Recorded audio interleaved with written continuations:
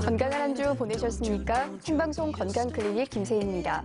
소화가 잘 안 되고 또 속이 쓰리고 불편하다는 분들 참 많으시죠. 이런 증상이 나타날 때 걱정되는 질환이 바로 위암인데요. 위 점막세포가 만성적인 염증에 의해서 손상되고 또 회복되길 반복하고 또 만성 위축성 위염 등이 발생하면요. 나중에 위암으로 이어지는 경우가 있는데요. 다른 질환도 마찬가지겠지만 위암은 조기 치료가 중요합니다. 이 초기의 수술만으로도 완치율이 높기 때문이죠. 그래서 생방송 건강클리닉 오늘은 위암과 그 치료에 대해서 자세히 알아보는 시간 마련했습니다. 오늘도 여러분을 위한 상담 전화 열어놓고 있죠. 위암과 치료에 대해 궁금증 있으신 분들 250-5100번, 5200번으로 전화 주시면 전문의의 친절한 상담 받으실 수 있습니다. 오늘 이 시간 위암과 그 치료에 대해서 자세하게 상담해 주실 분 김용석 외과 전문의 선생님 나오셨습니다. 반갑습니다. 최근에 감소 경향을 보이고 있습니다만 우리나라의 위암 발병률이 세계적으로도 높은 편이죠. 우선 이 위암이 어떤 암인지부터 설명을 해주세요. 위암은 그 위벽에서 기원하는 암을 통틀어서 다 위암이라고 얘기를 하게 됩니다. 그 기질 종양이라던가 아니면 근육종이라던가 또는 그 림프종 같은 암들도 있게 되지만 그 위암은 위 점막에서 생기는 위세맘이 가장 대표적인 암이라고 볼 수가 있고 네. 보통 이제 위암이라고 얘기를 하게 되면 보통 이제 위세맘을 얘기를 하는 것으로 보통 위암을 얘기하게 됩니다.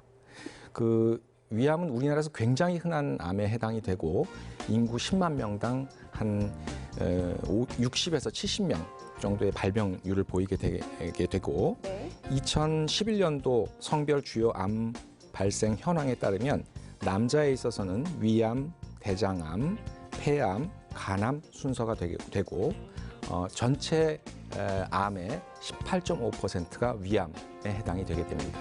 여자의 경우에도 갑상선암, 유방암, 대장암에 이어서 4위에 해당할 정도로 흔한 암에 해당이 되고 따라서 우리나라는 서양과 달리 위암 발생률과 유병률이 굉장히 높음을 알 수 있습니다. 우리나라에서 남성들에서 여전히 1위가 이제 위암이네요. 위암도 발생 부위에 따라서 또 위암의 깊이에 따라서 종류가 나뉜다고 하던데요. 위암의 종류에 대해서 좀 설명을 해주세요. 그림을 보면서 설명을 드리겠습니다. 위벽은 점막층, 점막 아래층, 근육층, 장막층 이렇게 4층으로 되어 있게 되고 그 바깥쪽에 림프절이 존재를 하게 되는데요. 보통 그 점막에서 생기는 위세맘이기 때문에 점막에서 생겨서 점막 아래층까지 침윤된 암을 조기 위암이라고 하고 그 이상, 즉 근육층, 장막층까지 암이 퍼져 있는 경우를 진행성 위암으로 나누어 볼 수가 있습니다. 네.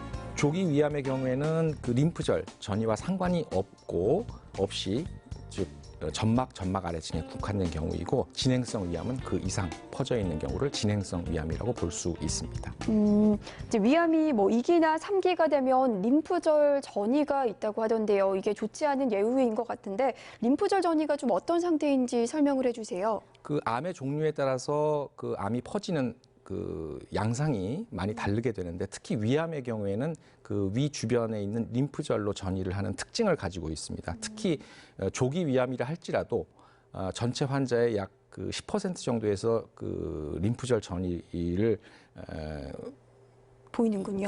보이기 때문에 우리가 그 위 주변의 림프절을 1군, 2군, 3군으로 나누게 되고 그 나눈 림프절 중에서 2군까지 절제를 하는 것을 우리나라에서는 표준 수술로 정하고 있습니다. 앞서 위암이 진행되는 깊이에 따라서 조기 위암과 진행성 위암으로 나눌 수 있다고 하셨는데요. 좀 더 구체적으로 병기를 나눠보면 1기부터 4기까지 나눌 수 있는데 이제 위암의 병기는 어떻게 구분할 수 있나요?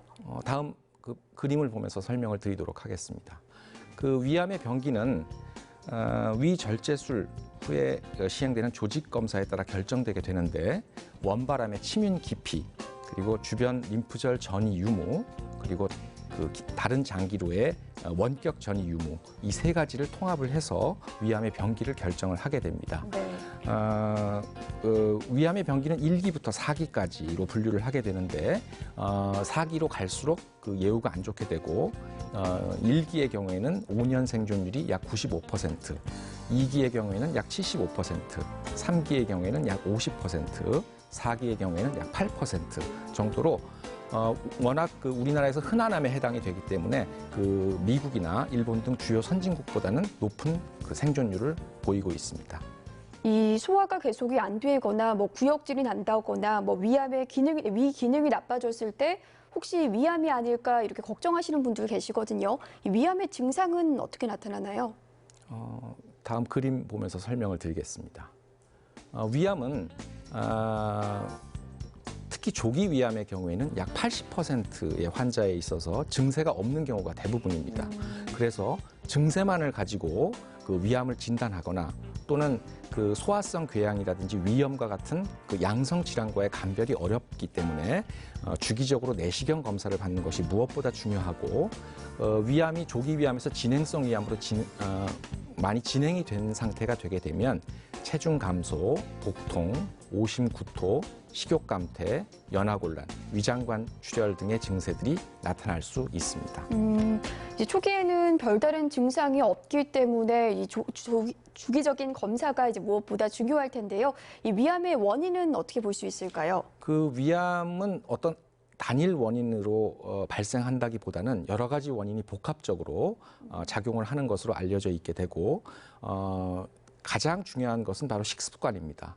그 짠 음식을 많이 먹는다든지 또는 탄 음식을 오래 섭취를 한다든지 또는 흡연 또 음주 등이 그 위암의 발생과 연관이 있다고 돼 있는데 그 만성적인 위의 염증이 반복이 되게 되면 만성 위축성 위염, 장피 화생 또는 그 이형성증과 같은 전암 단계를 거쳐서 위암으로 발전하는 것으로 알려져 있습니다. 근데 부모님이나 이제 윗세대에 암이 있는 분들이었다면 아무래도 좀 더 걱정스럽기 마련이거든요. 이 위암과 유전이 연관성이 있을까요?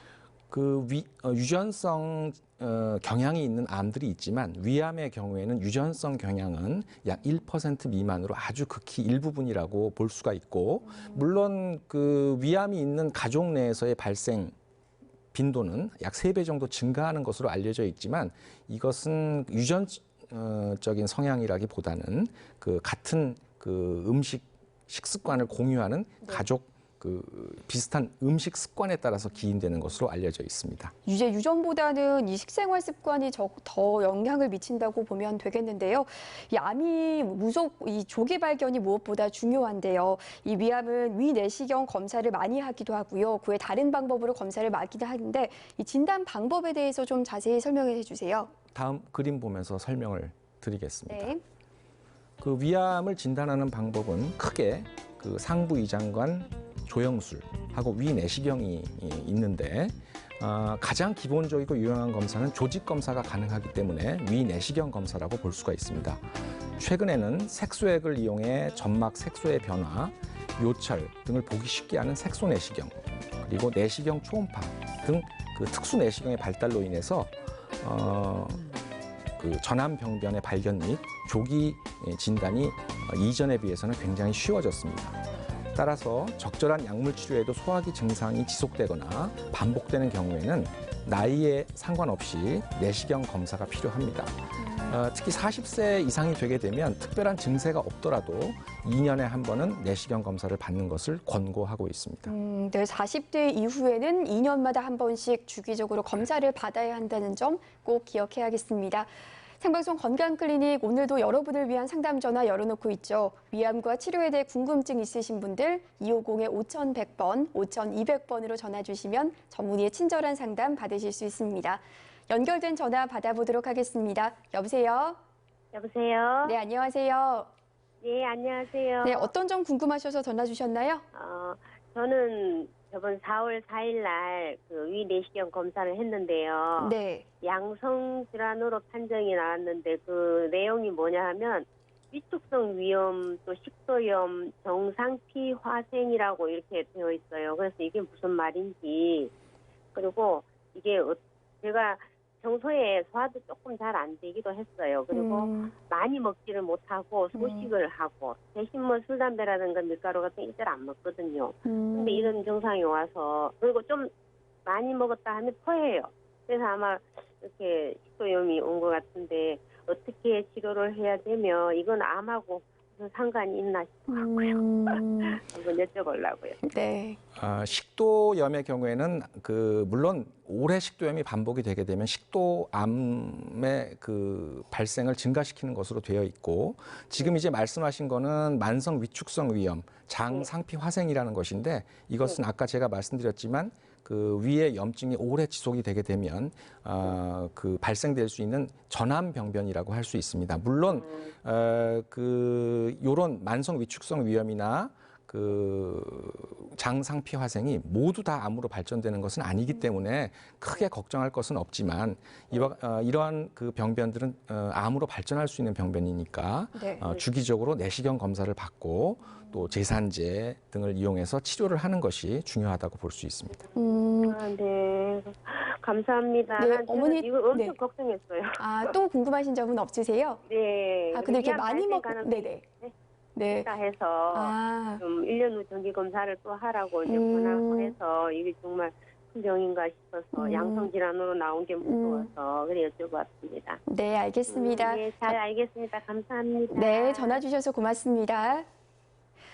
네, 생방송 건강클리닉 오늘은 외과 전문의 김용석 선생님 모시고 이 위암과 치료에 대해서 알아보고 있습니다. 그럼 위암이 진단이 되면요, 선생님 치료 방향은 어떻게 결정하게 될까요? 위암의 치료는 궁극적으로 수술적 절제가 치료 방법이 되기 때문에 그 어떤 치료 방법을 선택하느냐를 결정하기 위해서 CT, 그러니까 컴퓨터 단층 촬영, 그리고 양전자 검사라고 하는 펫 검사를 통해서 어떤 치료 방침을 결정하는 데 도움이 될 수가 있습니다. 여러분들이 생각하시는 것처럼 양전자 검사라는 것 자체가 최신의 검사긴 하지만 이것은 CT보다 더 우월하다고 보기는 힘들고 이제 특히 그 분화도가 아주 안 좋은 위암의 경우에는 양전자 검사에서 아예 발견되지 않는 경우도 있으므로 CT와 양전자 검사를 그때그때 맞춰서 위암의 그 수술 전 병기를 결정함으로써 치료 방침을 결정을 할 수 있습니다. 네, 이렇게 진단을 해서 위암이 진단 방향 CG가 나오는데요. 네.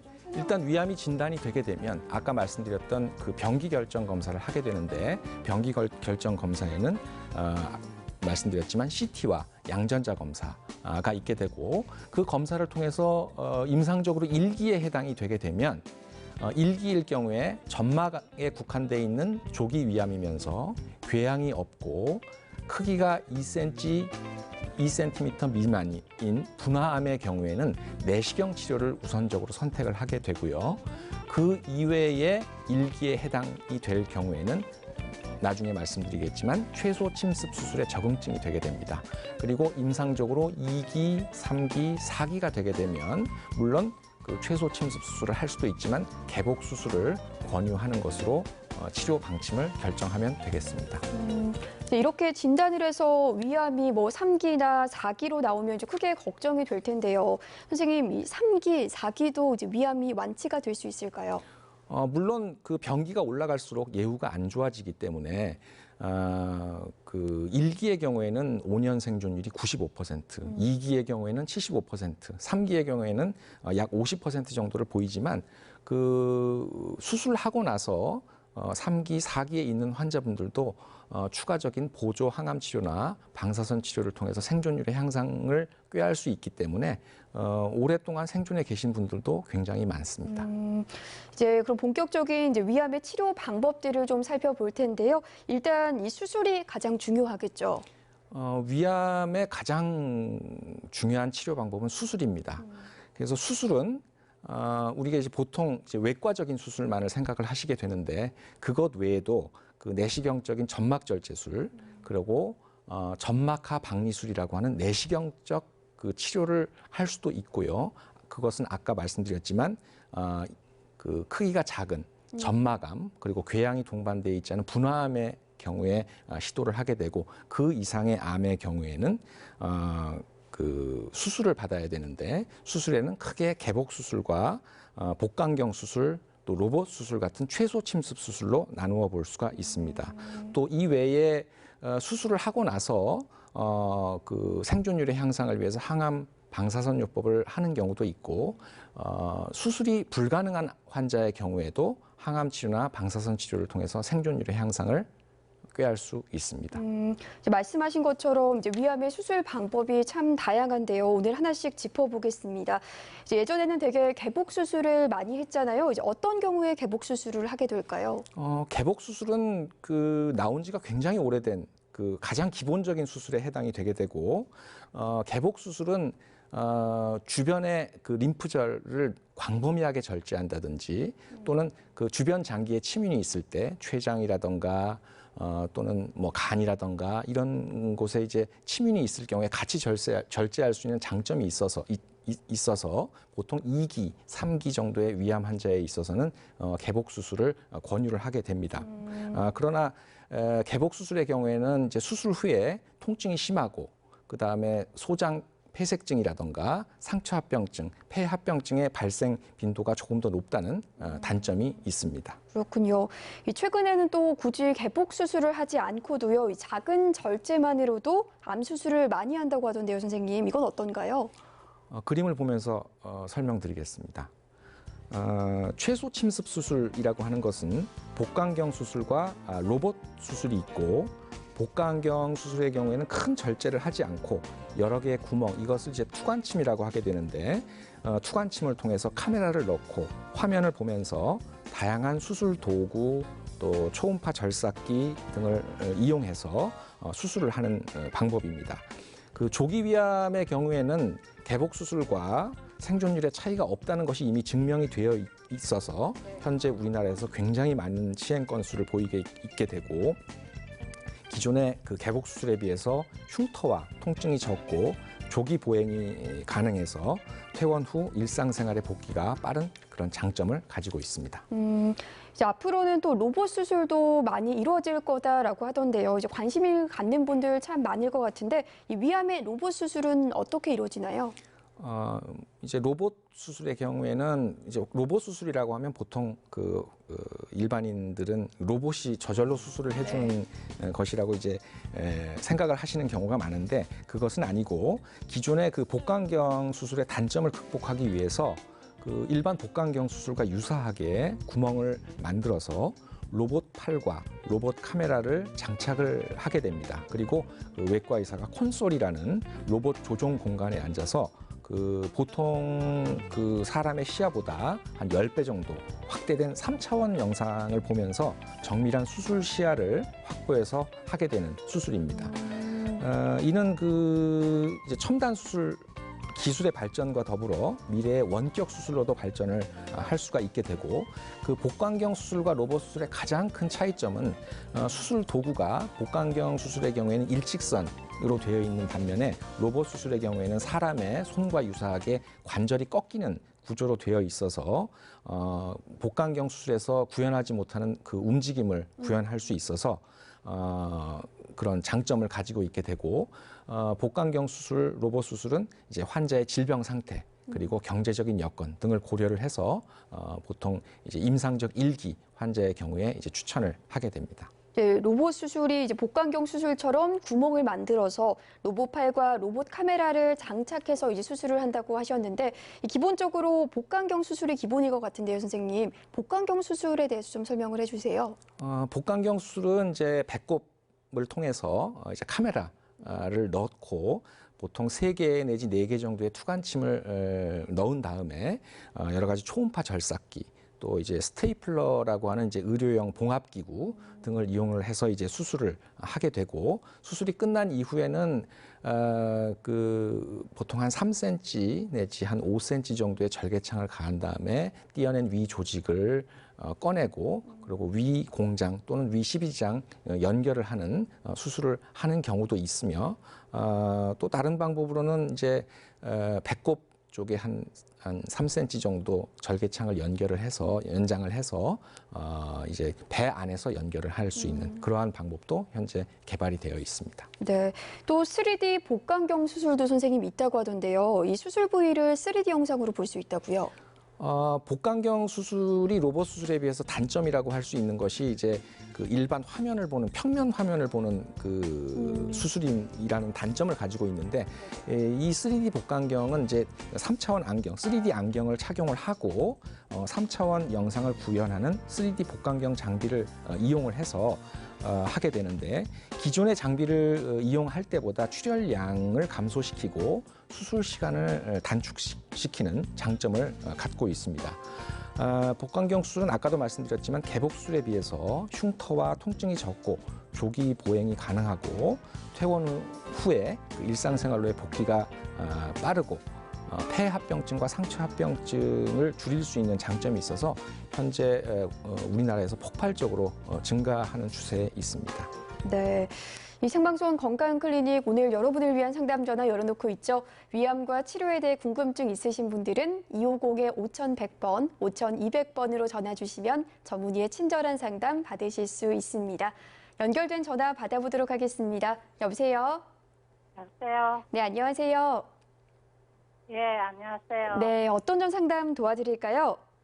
예, 아저씨가 위암 수술한 지 한 17년 정도 됐거든요. 네네. 했는데 지금 술로 되게 많이 먹어요. 중독이거든요. 네. 근데 지금 위가 막 아프다고 밤에도 아프다고요. 개인 약국에서 제가 대신으로 약 타다가 약 먹고 해도 계속 아프고 그래가지고 네네. 병원에를 안 갈라 하거든요. 그래가 어떤 건가 싶어서 궁금해서 전했어요. 네. 그리고 제가 네네. 식도염인데 식도염을 약을 먹으면 괜찮은데 식도염 그 약을 계속 먹어도 괜찮은지 궁금하거든요. 네, 선생님. 일단 위암 수술을 하게 되면 그 이제 위하고 십이지장을 연결하는 그 가림막이 없어지기 때문에 위염 발생이 조금 더 역류성 위염의 발생 빈도가 조금 더 올라간다고 되어 있습니다. 그래서 네. 그 위암 수술을 하신 경우에 그 음주를 많이 하시는 거는 그 위 건강에 별로 도움이 되지 않고 또 하나로는 이제 위암 수술을 하신 지가 오래되셨다고 하면 그 잔위 즉 그 남아 있는 위에 암이 생길 확률이 그 위암 수술을 받지 않은 환자에 비해서 올라가기 때문에 수술하고 나서 5년이 지났다 하더라도 지금처럼 이제 증세가 있다고 하시면 제 생각에는 내시경 검사를 추가적으로 한번 받아보시는 것이 좋다고 생각을 하고요. 물론 그 내시경 검사에서 위염이나 위궤양 같은 것이 발견되게 되면 반드시 이것은 치료를 해야 된다고 볼 수가 있고 네. 그리고 아까 이제 질문해 주신 것 중에 식도염 약을 오래 먹어도 괜찮은가? 그것은 제가 이제 보통 요새 쓰는 약들은 하루에 한 번 먹는 그 이제 약을 많이 사용을 하게 되는데 비교적 예전의 약들에 비해서는 그 부작용이라던가 또는 이런 것은 거의 없는 것으로 되어 있어서 그 장복을 해도 크게 지장은 없지만 하나의 통계를 보게 되면 이제 그런 약들을 장복을 했을 때 폐렴 발생 빈도가 올라간다고 되어 있으므로 그 약에 대해서는 그 소화기 그 전문 선생님하고 상의를 해서 약을 계속 투여할지 끊을지 결정하시는 것이 굉장히 중요하다고 볼 수 있습니다. 네, 지금 신경정신과 약을 계속 먹고 있거든요. 네. 먹고 있으니까 그게 약을 먹으니까 위가 한 번씩 안 좋아가지고 그 약도 계속 타다 먹고 있거든요. 그 약과 같이 먹어도 상관은 크게 상관은 없습니다. 근데 보통 이제 그 약들이 네네. 특히나 이제 그 진통제라든가 소염제 같은 경우에는 이제 위나 십이지장에 부담이 되는 경우들이 많기 때문에 위염을 발생시키는 그 하나의 요인이 될 수가 있고 이제 그런 약을 복용하실 때 그 위염약을 같이 드시는 것도 그 위염을 예방할 수 있는 좋은 방법이 될 수 있습니다. 네. 네, 근데 아저씨가 네. 한 3년 전에 내시경 검사 받았거든요. 네네. 근데 그때는 아무 이상 없었다 했는데 지금 요즘 많이 아파가지고 증세가 없다고 하더라도 한 2년에 한 번은 이제 내시경 검사를 해보는 것이 좋고 지금처럼 증세가 있으신 경우에는 그 시기하고 상관없이 추가적으로 내시경 검사를 받는 것이 무엇보다 중요하다고 할 수 그럼 있습니다. 증상이 이제 발생이 됐으니까 예. 네, 병원에 가시는 게 좋겠네요. 네. 네, 어머니 또 네. 궁금한 점 있으신가요? 아니요. 아, 감사합니다. 네, 전화 주셔서 고맙습니다. 네, 감사합니다. 네, 생방송 건강클리닉 오늘은 김용석 외과 전문의와 위암과 치료에 대해서 알아보고 있습니다. 또 한 통의 전화 받아보도록 하겠습니다. 여보세요?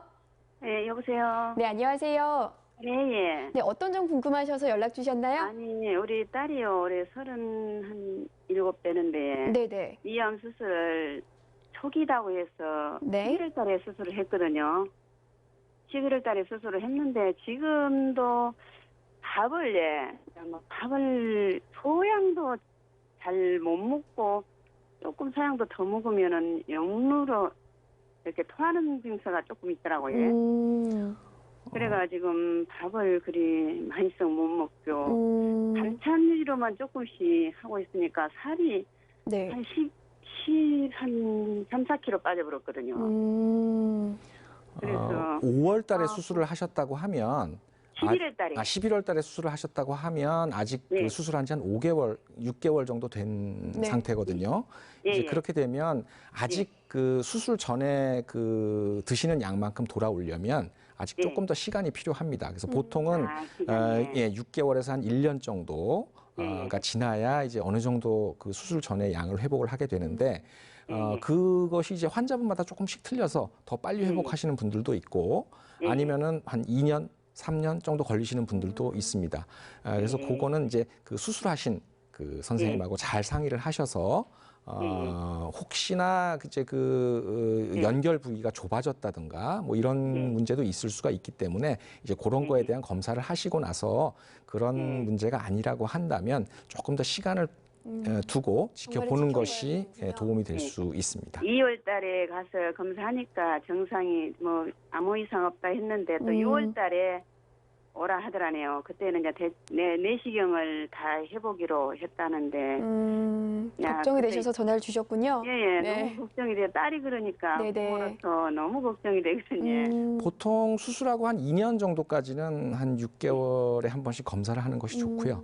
2년이 지나서 이제 3년째 접어들게 되면 그때부터는 이제 조기 위암, 특히 이제 수술하고 1기의 경우에는 한 1년에 한 번 정도 검사를 하는 것으로 충분합니다. 근데 지금은 초기라고 해서 근데 아무 증상이 없는데. 지금은 아직 이제 수술하신 지가 얼마 안 됐기 때문에 네네. 한 6개월에 한 번 정도 또는 3개월에 한 번 정도 검사를 하는 것을 보통 여러 병원들이 이제 표준 그 검사 지침으로 선택을 하고 예, 있습니다. 2월 달에 했는데 지금 6월 달에 하기로 했거든요. 선생님, 근데 굳이 식사량을 늘릴 필요가 있나요? 식사량은 그 늘린다고 해서 되는 것이 아니고 예. 서서히 차츰차츰 늘어나기 때문에 그것을 억지로 늘리게 되면 오히려 뭐 덤핑 증후군이라던가 이런 그 부작용이 있을 수가 있기 때문에 억지로 늘리는 것은 좋지가 않고요. 아까 또 이제 걱정하시는 것 중에 체중이 많이 빠진다고 얘기를 네네. 하셨는데 이제 제 환자분들 같은 경우에도 수술하고 나서 당분간은 체중이 빠졌다가 수술하고 일정 기간이 지나면 회복되시는 분들이 거의 대부분입니다. 그래서 그것은 그렇게 크게 걱정하실 것은 없다고 생각이 됩니다. 체중 빠지는 거는 예. 네. 예, 한 58kg 나갔었거든요. 그런데 네. 지금 45kg 그리 나갔어요. 네, 어머니 좀 경과를 좀 마음 편히 좀 경과를 지켜보시는 게 좋을 것 같습니다. 예, 아우 고맙습니다. 네, 전화 주셔서 예. 고맙습니다. 예, 예. 네, 또 한 통의 전화 받아보도록 하겠습니다. 여보세요? 네, 여보세요. 네, 안녕하세요. 네, 안녕하세요. 네, 어떤 점 상담 도와드릴까요? 네, 저는 위암 수술한 지 한 11년 조금 넘었고요. 네네. 예, 복강으로 했는데 앞으로 자기 지금은 뭐 진통이 있거나 뭐 통증이 있는 그런 건 없는데 뭐 재발할 확률이 있나 싶어서 전화드렸습니다. 이제 그 수술 당시에 몇 기인지가 이제 위암의 예후에는 가장 중요하다고 볼 수가 있고 수술 당시는 뭐 항암을 맞고 이런 거는 없고 일기라고. 예, 그러니까 아마 1기였기 때문에 추가로 항암 치료나 방사선 치료를 하지 않으신 것 같은데 그런 경우에는 예후는 아주 좋다고 볼 수 있습니다. 그래서 5년 생존율이 95%가 넘고 5년이 지나면은 그 5년 지난 상태에서 재발하는 경우는 굉장히 드뭅니다. 물론 아예 없지는 않지만 굉장히 드물기 때문에 지금 수술하신 지 한 10년 정도 되셨다고 하면 그렇게 크게 걱정하실 것은 없고 그 우리나라의 경우에는 이제 건강검진 국가에서 해주는 그 국가암 검진 사업에서 내시경 검사, 특히 이제 상부위장 간 내시경 검사는 필수 검사로 들어가 있기 때문에 네. 건강 검진을 받는 정도로 확인을 하시면은 충분하지 않을까 그런 생각이 듭니다. 네, 어머니 또 궁금한 점 있으신가요? 아닙니다. 네, 감사합니다. 네, 전화 주셔서 고맙습니다. 감사합니다. 네. 네, 생방송 건강클리닉 오늘 김용석 외과 전문의와 위암과 치료에 대해서 알아보고 있습니다. 이제 위암에 앞서 수술 방법에 대해서 알아봤는데요. 이렇게 뭐 복강경 수술, 로봇 수술 이런 기술들이 더 발전하고 이런 장점들을 융합한 수술이 있는데 앞으로 로봇 수술의 장점 선생님 어떻게 보시나요?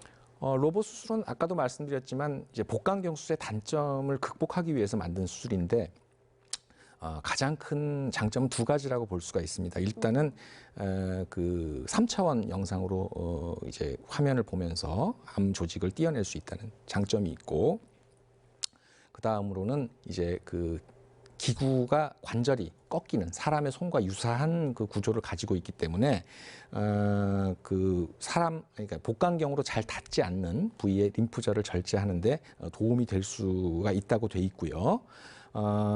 이거는 이제 그 최소 침습 수술하고 개복 수술의 장점을 이제 합쳐서 구현을 한 것이기 때문에 또 로봇 수술이라는 거는 그 단일공 위암 절제술, 즉 아까 말씀드렸지만 투관침을 여러 개 뚫는 것이 아닌 구멍을 하나 뚫고 하는 단일공 위암 수술이나 또는 원격 수술로 발전할 수 있는 가능성이 열려 있다고 볼 수 있습니다. 이제 또 위암 절제 수술을 받고 난 뒤에 여러 치료가 좀 더 필요하겠죠. 좀 여러 치료에 대해서 선생님 좀 설명을 해주세요. 그 위암 수술하고 나서 재발률은 그 조기 위암의 경우에는 한 2 내지 5% 정도, 진행성 위암의 경우에는 한 40에서 80% 정도에 이르게 됩니다. 그 수술 후 재발률을 줄일 수 있도록 그 병기에 따라, 그러니까 보통 2기 이상이 되게 되면 항암 화학요법이나 림프절 전이가 많을 경우에 방사선 요법을 할 수가 있습니다. 항암 화학요법은 이제 수술이 불가능한 환자를 수술이 가능하도록, 그러니까 수술 전에 하는 그 선행 항암 화학요법도 있지만 대부분의 경우에는 수술 후에 보조적인 치료로 시행하여 생존율의 향상을 기대할 수 있고, 최근에는 이제 위암의 유전자 분석을 통해서 표적 치료 같은 맞춤 치료도 시행을 하고 있습니다. 또 수술 후 국소 영역 재발 가능성이 있는 부위를 치료하는 방사선 요법은 국소 재발률을 낮춰서 환자의 생존율을 향상시킬 수 있는 의미가 있다고 볼 수 있습니다. 네, 이제 위암 이 수술 외에 좀 다른 치료 방법들도 좀 알아보죠. 이 위암에서 이제 항암 치료는 언제 또 어떻게 하게 될까요? 보통 1기 수술하고 나서 병기가 1기인 경우에는 항암 치료를 받은 환자와 받지 않은 환자 사이에 통계적으로 재발률의 차이가 없습니다. 그래서 1기 환자의 경우에는 항암 그 방사선 요법을 시행하지 않고 보통 2기 이상의 환자에서부터는 항암 치료를 한 환자군과 하지 않은 환자군의 생존율의 차이를 보이기 때문에 보통 조직 검사가 이제 수술하고 나서 2기 이상이 나오게 되면 항암 방사선 치료를 전문의와 상의해서 받는 것이 좋다고 되어 있습니다. 이제 위암은 이제 치료 후에도 이제 관리가 무엇보다 중요할 텐데요. 이 수술로 이제 위에 절제된 부분이 있다면 아무래도 좀 먹는 거에 신경을 많이 써야 될 것 같은데 좀 어떻게 먹어야 되고 또 어떤 음식 관리를 해야 되는지 좀 알려주세요. 수술을 하게 되면 위를 남기는 이제 수술의 경우에는 위의 크기가 보통 한 절반에서 3분의 1로 줄어들게 되고 위 전절제술의 경우에는 이제 소장이 그 위의 역할을 대신하기 때문에 처음에는 그 수술 전처럼 드실 수가 없습니다. 이건 당연한 현상이고요. 수술 후 보통 한 3개월 정도가 지나야 원래 식사량이 한 80~90% 정도 회복이 되고 6개월에서 1년 정도가 경과돼야 어느 정도 수술 전의 상태로 회복이 되기 때문에 처음에는 조금씩 자주자주 천천히 드시는 것이 좋고, 그러니까 가장 안 좋은 것은 음식을 빨리 드신다던가 양을 과하게 드신다던가 하는 것이 좋지 않는데, 이것도 수술하고 수년이 지나면 어느 정도 수술 전 상태로 회복이 되니까 너무 조급해 하실 필요는 없다고 볼 수 있습니다. 네, 이 조금씩 또 자주 섭취하고 또 적절한 단백질, 뭐 과일, 야채 같은 걸 잘 섭취하는 게 좋겠는데요. 이제 위암 수술 후에도 재발하는 경우도 있습니다. 예후는 또 어떻게 되고 관리는 또 어떻게 하면 좋을까요? 위암 수술하고 나서 가장 중요한 예후 인자는 변기입니다. 그래서 변기가 올라갈수록 예후가 안 좋기 때문에 보통 2기 이상부터는 수술하고 나서 2기 이상부터는 항암 치료나 방사선 치료를 같이 하는 것이 도움이 된다고 되어 있고 위암으로 진단이 되게 되면 아까도 제가 말씀을 드렸지만 수술적인 처치, 그러니까 이제 내시경적으로 떼어내든지 아니면은 이제 수술을 하든지 이런 그 외과적인 절제가 가장 중요하기 때문에 그 민간 대체요법은 금하시는 것이 좋고 전문가와 상의를 해서 그 병기에 그 맞는 그 위암의 치료 방법을 결정하는 것이 중요하게 됩니다. 그리고 수술하고 나서 이제 위암이 제일 잘 재발하는 것이 한 2, 3년째가 되기 때문에 그때는 한 6개월에 한 번 정도 이제 검사를 받는 것이 좋고 보통 그 시기가 지나게 되면 한 매년 조직 검사를 검사를 해서 최소 5년까지는 위암 수술을 하고 나서 5년까지는 검사를 받고 재발이 있는지 없는지를 확인하는 것이 무엇보다 중요합니다. 위암 수술 후에 2년에서 3년 재발률이 가장 높다고 하니까요. 2년 동안은 6개월에 한 번씩 그리고 최소 5년까지는 꾸준하게 검사가 필요하겠습니다. 생방송 건강클리닉 오늘도 여러분을 위한 상담 전화 열어놓고 있죠. 위암과 치료에 대해 궁금증 있으신 분들은 250-5100번, 5200번으로 전화 주시면 전문의의 친절한 상담 받으실 수 있습니다. 연결된 전화 받아보도록 하겠습니다. 여보세요? 여보세요? 네, 안녕하세요. 예. 네, 어떤 점 궁금하셔서 전화 주셨나요? 저는 위암보다도요. 네네. 병원에 내시경 검사를 했는데 네네. 저기 위 상피하 종양이라고 하더라고요. 그러면서 대학병원에 가서 다시 검사를 하라 그러는데 네네. 그 상피하 종양은 어떤 건지 싶어서. 아까도 이제 제가 말씀드렸지만 위암은 대개 점막병변인데 이제 상피라는 건 아마 점막을 얘기하시는 것 같고, 그러니까 점막 아래쪽에 생기는 종양이 있습니다. 그것을 이제 상피하 종양, 네. 이제 전화 주신 분이 말씀하신 상피하 종양 혹은 점막하 종양이라고 하게 되는데, 점막하 종양은 여러 가지 양성 질환들이 있습니다. 뭐 림프종이라던가 또는 뭐 지방종이라던가 근육종이라던가 이런 신경종이라던가 이런 그 양성 질환들이 있고, 이제 요새 이제 가장 많이 이제 나오는 얘기로는 기질 종양이라고 해서 네. 이제 기스트라고 하게 되는데, 이제 기스트의 경우에는 그 양성 질환이 아니기 때문에 그 기스트의 경우에는 저위험군, 중등도, 고위험군으로 나누어서 그 하고 나서 고위험군의 경우에는 추가로 표적 치료를 시행을 해야 됩니다. 근데 이제 수술 전에는 이것이 양성 질환인지 네. 기질 종양인지, 기질 종양이라고 하면 저위험군인지 중등도인지 고위험군인지 알 수가 없기 때문에 점막하 종양의 경우에는 수술을 하는 적응증은 보통 1cm 내지 2cm 정도의 크기를 보이든지 아니면 이제 내시경을 주기적으로 이제 받았는데 크기가 점점 증가되는 경우에는 반드시 수술적인 절제를 통해서 그 양성 질환인지 또는 기질 종양인지, 기질 종양이라고 하면 위험도가 어떻게 되는지 그것을 아는 것이 굉장히 중요하다고 할 수 있습니다.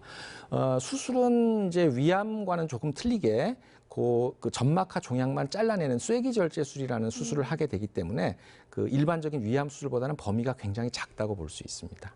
그러면 좀 용종 절제술이랑 좀 비슷한 개념이라고 보면 되나요? 그렇죠. 근데 이제 용종은 이제 점막병변이고 네네. 지금 말씀하신 거는 이제 점막 아래쪽에 있는 점막하 병변이기 때문에 점막하 병변은 용종 절제술과 같은 그 내시경적 치료를 할 수가 없기 때문에 그 경우에는 이제 수술적인 절제를 통해서 진단을 하게 되는데 네. 그 요 근래에는 이제 이런 점막하 종양의 경우에는 거의 대부분 그 복강경이나 로봇 수술로 하는 것이 원칙으로 되어 있습니다.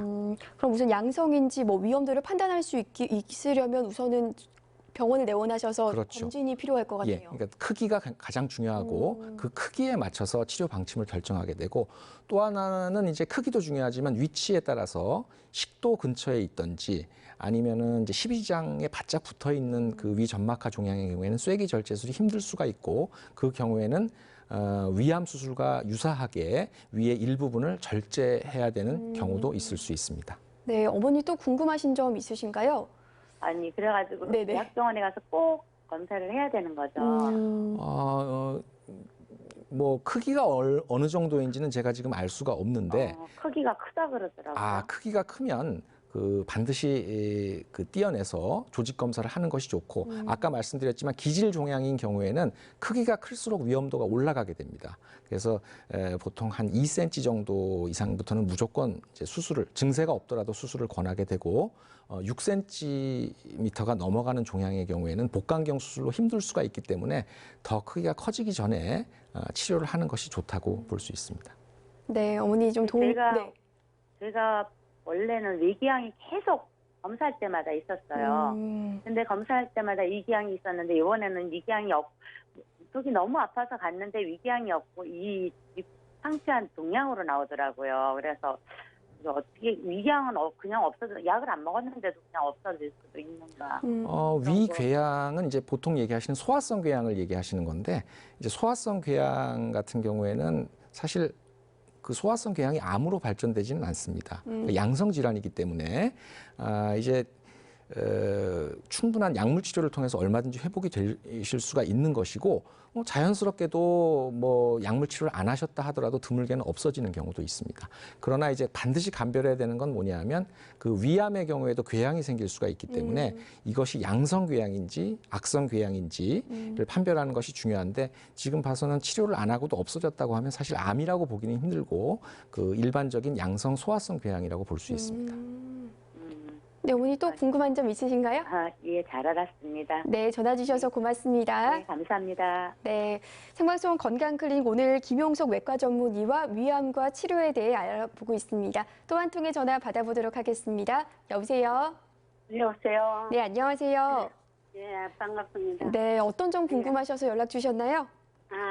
저는 이번에 3월 22일 날 수술을 조기 검진 위암이라 하더라고요. 네. 그래갖고 이제 수술을 했는데 수술을 난 후에 수술은 참 잘 됐다고 하는데 내 자신이 술 먹기가 참 힘이 들고 먹을 게 뭐를 먹어야 될지도 아직도 잘 모르겠고 잘 안 먹히고 네. 그래서 어떻게 하면은 첫째는 기운을 못 차리니까 움직이기가 굉장히 내가 힘이 없어요.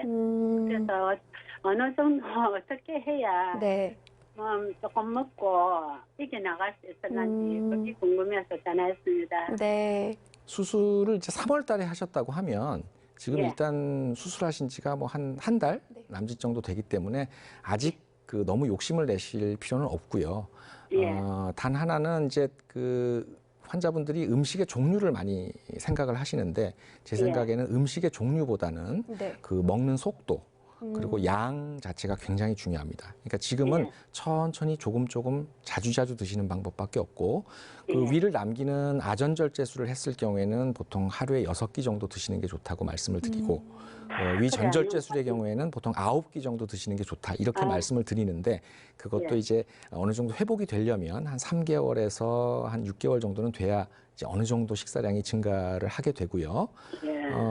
이제 처음에는 자주 조금씩 드시는 방법밖에 없고 또 하나는 이제 환자분들이 수술을 하게 되면 수술 후에는 육류 섭취를 전혀 안 하시는 분들이 있습니다. 근데 사실은 위암 수술을 하고 나서 빈혈이 오는 경우들이 가끔씩 있는데 위에서 이제 철분을 흡수하는 단백질을 만들어내기 때문에 그런 현상이 발생이 되게 되는데 이제 위암 수술을 하고 나서 이제 고기를 전혀 섭취를 안 하시게 되면 이거는 이제 빈혈의 한 원인이 될 수가 있고 또 영양결핍도 올 수가 있기 때문에 적절하게 그러니까 너무 기름진 고기가 아니고 다진 고기라던가 또는 살코기 위주로 해서 조금씩 자주 드시는 것이 아주 중요합니다.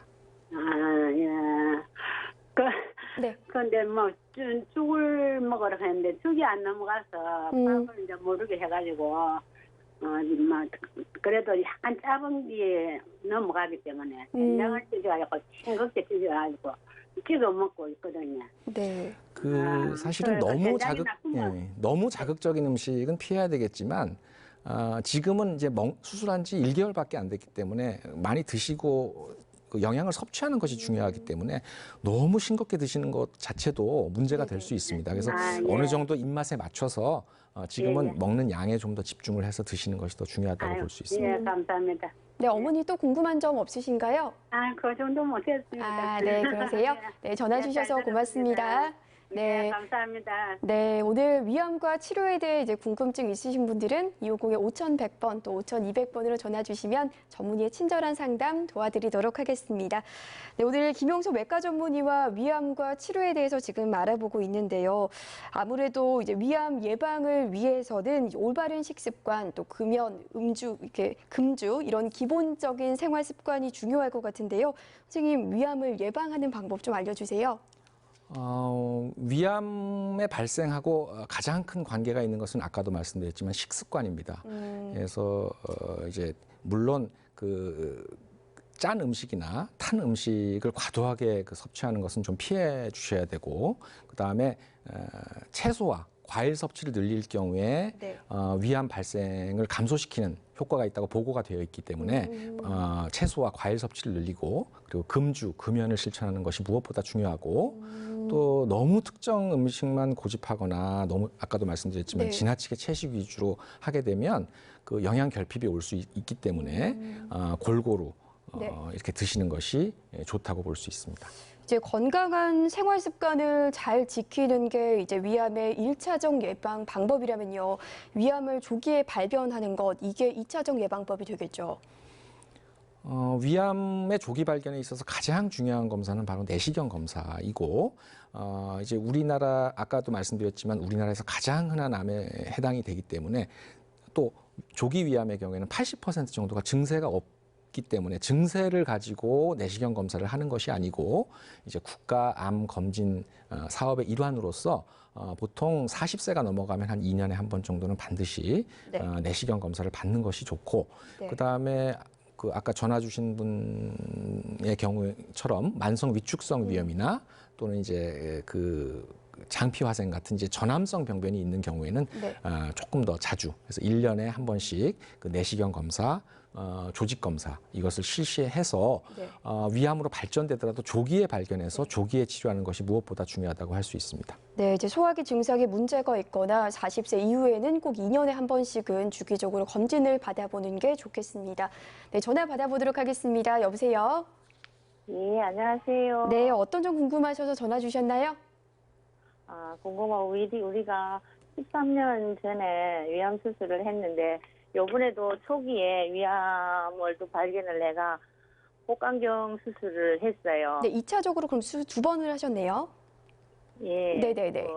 했고 또 이제 뭐 궁금한 거는 음식 먹는 거와 또 좀 너무 많이 드시려고 우리 아저씨가 그런데 너무 많이 드시려고 그래가지고 당뇨가 있기 때문에 그걸 어떻게 하면 또 관리는 운동은 조금씩 하고 있는데 어떻게 하면 되겠나 싶어서 궁금해요. 선생님, 오늘 지금 시간 관계상 조금 짧은 답변 부탁드립니다. 일단 위를 남겼던지 아니면 이제 위를 전절제술을 했던지 간에 위의 역할을 하는 소장이든지 위의 크기가 작아지기 때문에 그 많이 드실 수는 없지만 보통 시간이 지나게 되면 그 잔위나 소장의 크기도 약간 커지고 기능도 올라가기 때문에 시간이 조금 더 지나시면 그 식이 양은 조금 더 증가될 수가 있으니까 너무 조급해 하실 필요는 없다고 생각을 하고, 그다음에 만약에 이제 그 섭취하는데 조금 문제가 있다고 하면